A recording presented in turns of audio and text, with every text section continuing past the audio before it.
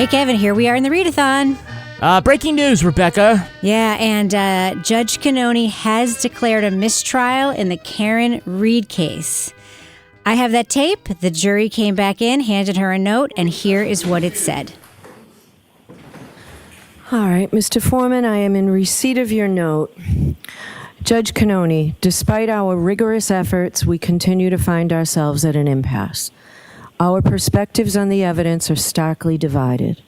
Some members of the jury firmly believe that the evidence surpasses the burden of proof, establishing the elements of the charges beyond a reasonable doubt.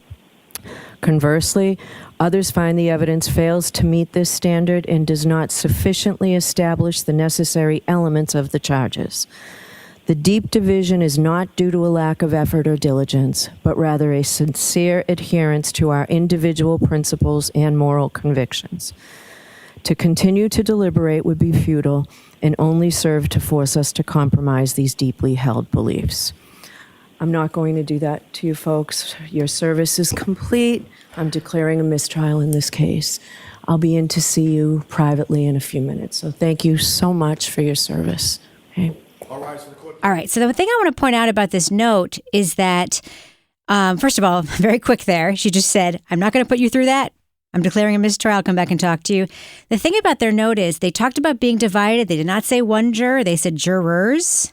And they talked about their principles being in the middle here. That some people believe that the burden of proof wasn't there. Some people believed it was. And that it was their principles that got in the way.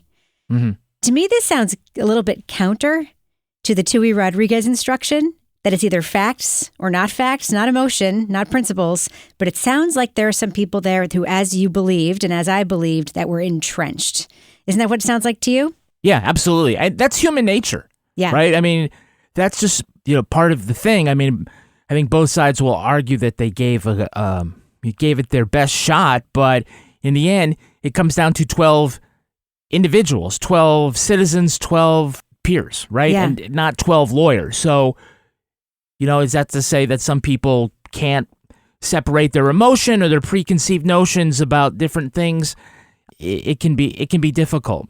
But right. I just sort of overall, I am surprised that relatively speaking, they were not out a long time. Sometimes juries were out for a week or two.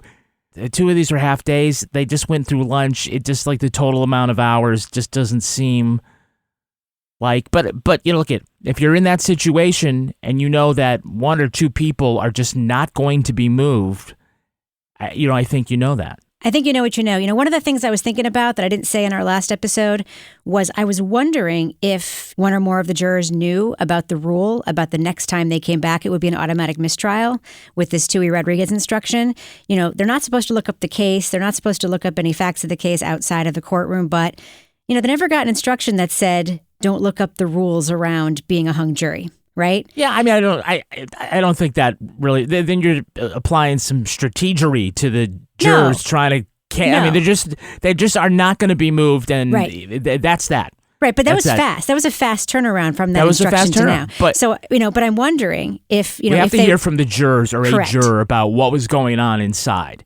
And again, I keep saying that you and other people listening to this have a point of view, but imagine you find yourself that the 11 other people for some reason don't have the same point of view. Right. Are you willing to be persuaded, or can you understand what happened in that jury room? And Absolutely. I think that's the long and the short of it. Absolutely. But the dynamite instruction did not say, when you come back, it will be a mistrial.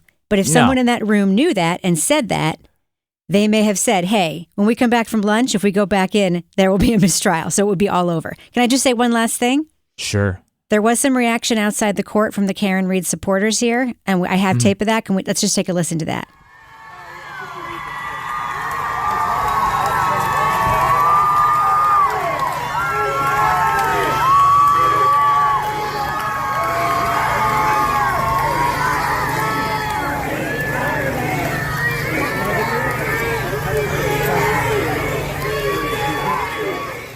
Final note, Kevin, we will be talking more about this at length when we have more information about what went on in the jury room, more information about what's going to be happening.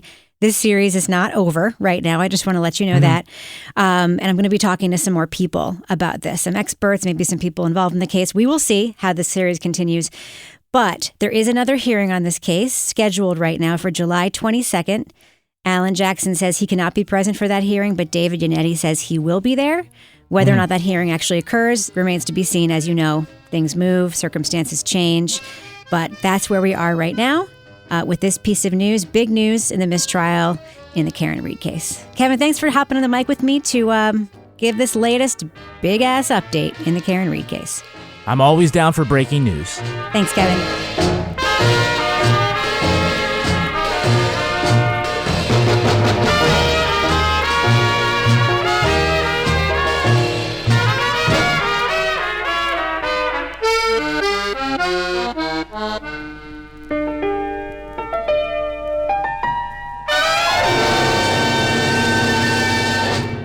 Partners in Crime Media.